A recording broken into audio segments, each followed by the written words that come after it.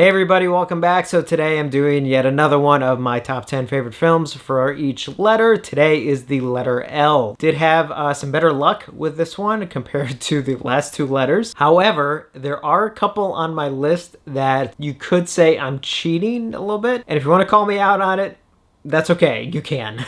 So first up is George Romero's Land of the Dead, a film that has gotten a little bit of a mixed reaction over the years, but I think for the most part, most people at least appreciate it on some level. I love the film. I've actually loved it since I first saw it. Now granted, as you know, George Romero, one of my idols, so I am a little bit biased there. But I still think Land of the Dead is really just super entertaining. I mean, I watched it for, the upteenth time not too long, a couple months ago. And it just, for me, it holds up so well. I mean, would I put it on the same level as Night, Dawn, Day? No.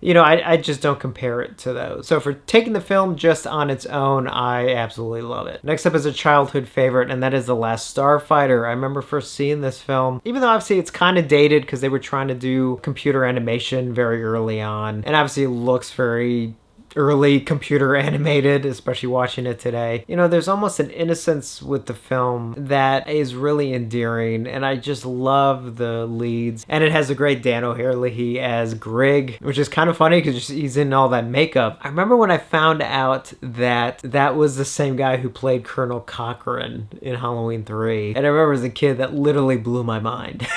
But such a wonderful film, and I love the score to it. Next up is Leatherface, the Texas Chainsaw Massacre 3. And it was one I went back and forth on because there are technically, again, better movies that could be on this list. But at the same time, there's just something about the film. I think it's just one of those ones I sort of grew up watching. I don't know. It's just, for me, it's one of those films that for whatever reason is just highly rewatchable. So yeah, Leatherface, Texas Chainsaw Massacre 3. That's on my list. Next up is Leon the Professional. And the reason why I am going with Leon as opposed to just The Professional is because I do really prefer the extended cut, which actually is Leon. There's just so many elements to the film, and obviously the performances are amazing, not just from obviously Natalie Portman, which I think it was her first role or second role. I think it was her first. And obviously Gary Oldman, who's amazing in the film. Obviously his everyone line is meme worthy.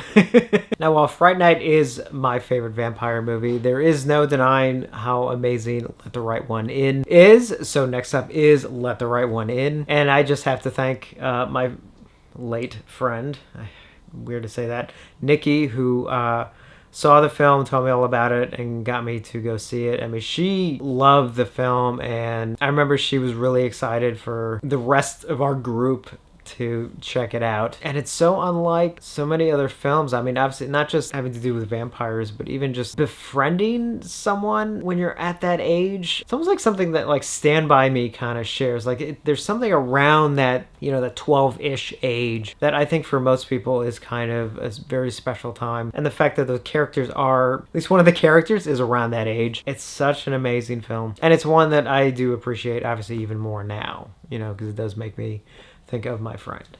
Next up is Little Shop of Horrors, the musical version from 1986, directed by Frank Oz. And it's such a fun movie, and the songs are amazing, the cast is incredible, and I didn't know it was based on something else, so it made me seek out the Roger Corman one. But yeah, love Little Shop of Horrors. So next up is one that you could say I am cheating, and I will grant you that. And that is Lone Wolf and Cub. So I saw Shogun Assassin, many years ago. I think I got like a bootleg DVD of it at one point and really dug it. And then I found out that it was this Japanese series, and it was sort of, I think, the two films or something kind of edited together. So naturally I wanted to check out the Japanese ones, and then I did, and you see those original movies and they're so incredible. And it still gets to me that they never got to finish the full story that they really wanted to tell, but at least we do have the ones that we have. And if you've never seen them, I really highly recommend checking them out. Next up is one I did debate putting on this list, but I just had to settle that it has a lot of meaning for me, and that is The Lonely Guy, starring Steve Martin. I'm a huge Steve Martin fan, and for some reason that movie I just think is so funny, and yet there's a weird honesty to it, especially when you're single in your life, but then you do kind of meet that person, you know. It's like, I don't know, there's more honesty in the film than it may seem like originally, because